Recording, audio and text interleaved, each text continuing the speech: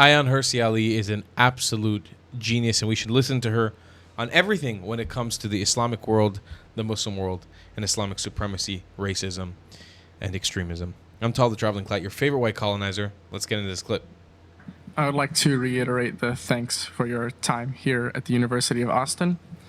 What I wanted to ask you was, you speak of Islamophobia and classes like Black Studies as phony ideological things, but I was curious as to what makes them different. What makes white supremacy different, or like Islamophobia so different from anti-Semitism, as we did import many African slaves that died in the millions, and so did South American countries even more so.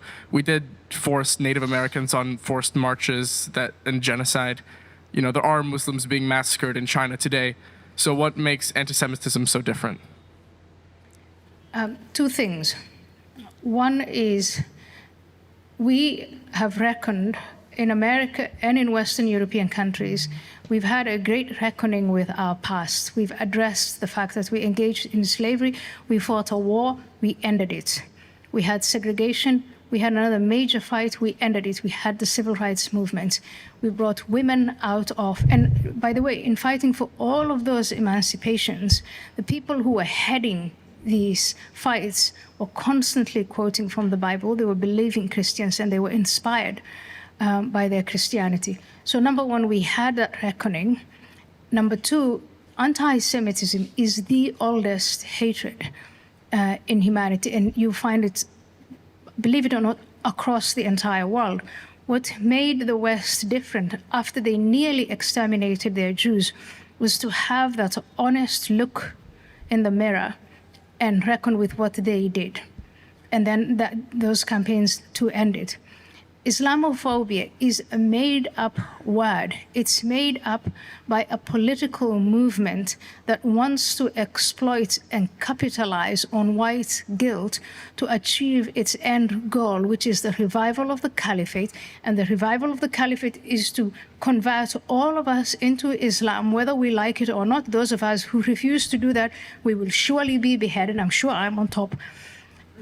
And that is their end goal. And so they're exploiting these Western part of subversion. This is just a guest speech, but I wish that at some point someone here could start a lecture series on subversion, on active measures, on asymmetric warfare. That would get you interested in what it is that the Islamists are doing and how they've become so successful against these great nations with this incredible military and economic structures, and yet the Islamists are winning. Islam is spreading. They're doing better today than they were doing in 2001 after they hit us and we invaded Afghanistan. They've got Afghanistan back. They have Iraq back. They have Syria. And these Muslim governments are they're shaking in their boots. They're worried about what could happen to them because of the Islamist movement, and that's why the Islamist movement came here. And they're exploiting principles like freedom of speech, freedom of religion, freedom of association, and so on. And of course, these progressive movements that we have here, we've got to understand that, and we've got to become really creative in finding a way of preserving our principles. I don't want to give up on the freedom of speech, but on the other hand, on beating the Islamists at their game. Is there room for compromise between principles?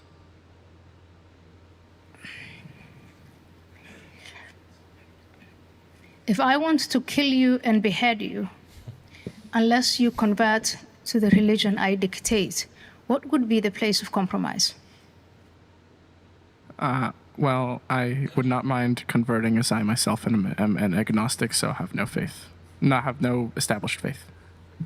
However, I understand that some people would not share that vision. So, let's play with this thought for a while. There's a time and a place for everything. And for some of the people, say in places like Africa, we don't talk about this, but Islamists are active in Africa and violently so.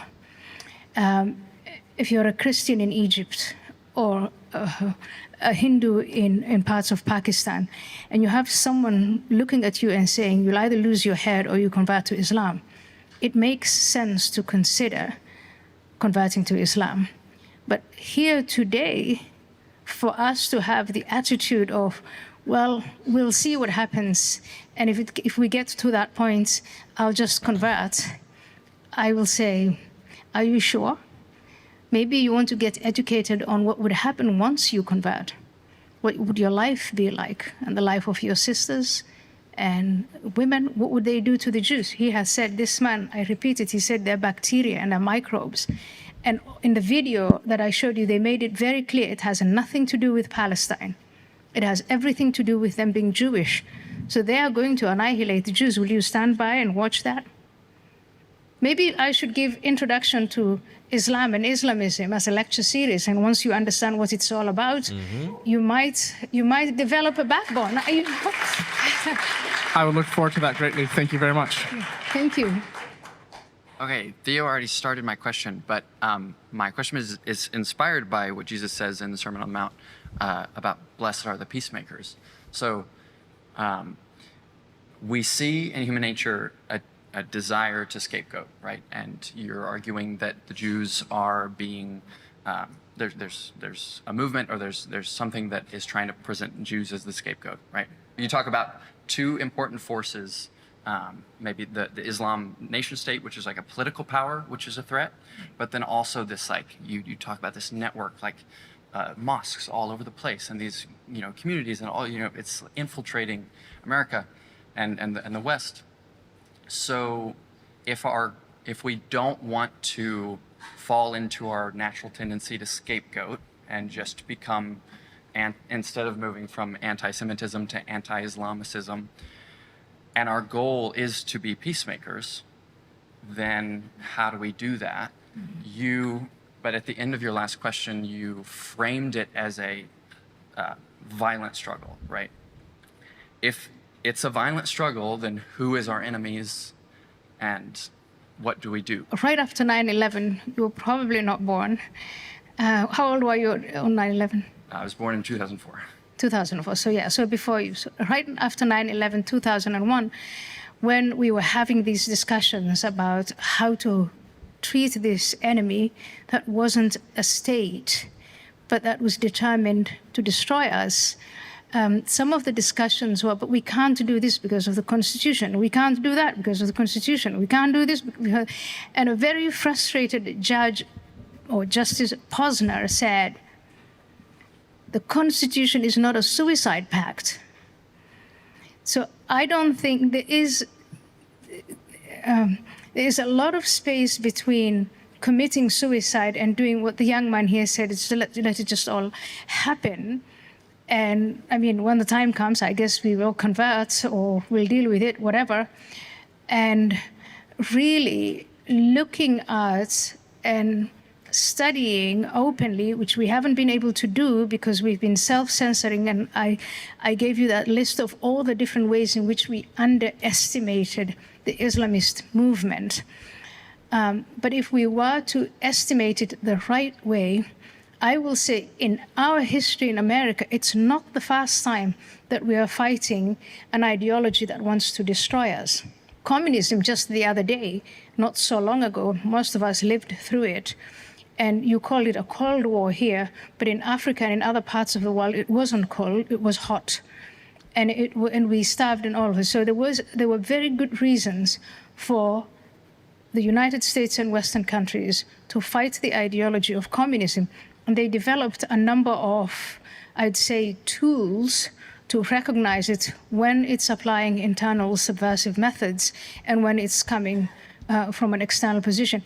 And we can reapply those, but we do have to identify Islamism and Islamists as the enemy that they are, and give them the full respect. You asked me to identify, and you asked me to define what is an enemy. It's a force that wants to destroy you. How do I know that? In this infrastructure of mosques and madrasas and Islamic centers, etc., they say it explicitly.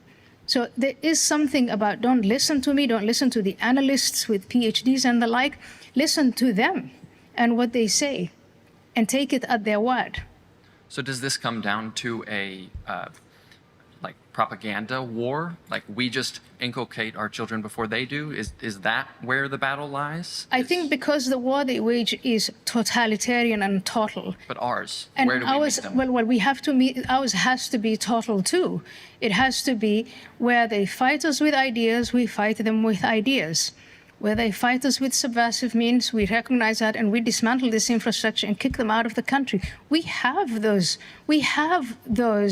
tools, we have these possibilities. We can't just let them spread. And this, again, we did the same to communists. We watched as communists grew and as they were subverting our societies, and we took the appropriate measures against individuals, against groups, and so on, but always with due process and always within the limits of the Constitution. But we can't, again, I repeat, the Constitution is not a suicidal pact.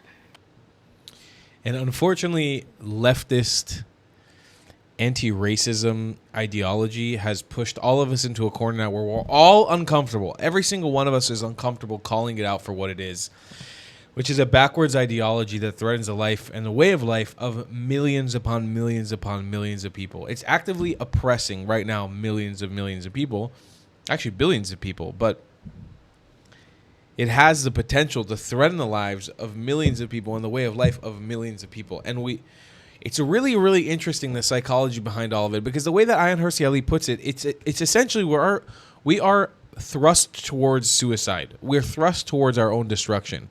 Will we be able to stop ourselves from allowing them to destroy us from the inside? That's really the biggest question on the table. Will we be able to pull it off? Will we be able to wake up? Will we be able to say, enough is enough, we don't stand for this. We want a different solution. We want a different lifestyle. We don't want to live like this anymore. Will we be able to do it? That's the biggest question on the table. It's not suicidal, the Constitution. The Constitution is about preserving. It's about giving you freedoms and your rights, but it's also about preserving the way of life of the Judeo-Christian worldview. And it definitely does not condone the idea of Islamism. Now the question is, will we be able to interpret it for what it is and actually take action against what we see as an attack on our way of life? In Israel, I live in Israel now, I can say we do. We don't allow it to dictate our lives here. It tries to, but we fight back against it. In the West, it's not the same, and it's changing rapidly. Question is, will the people adapt? I'll see you guys next one. I love you a long time. Goodbye, Klats. If you believe in my content and want to support me, just know your help is needed. There's a bunch of great ways to support me, being PayPal, Buy Me a Coffee, or joining my Patreon community down below. Patreon is the best way to support my channel, and you'll get a bunch of cool perks depending on what tier you join. Another great way to support me is by buying my merchandise on thetravelingclat.com. I regularly drop new merch designs like this beautiful hat or this amazing shirt, where you can support the channel and get something cool for yourself. I also have an amazing Discord community with people from all over the world. Thank you so much for your support.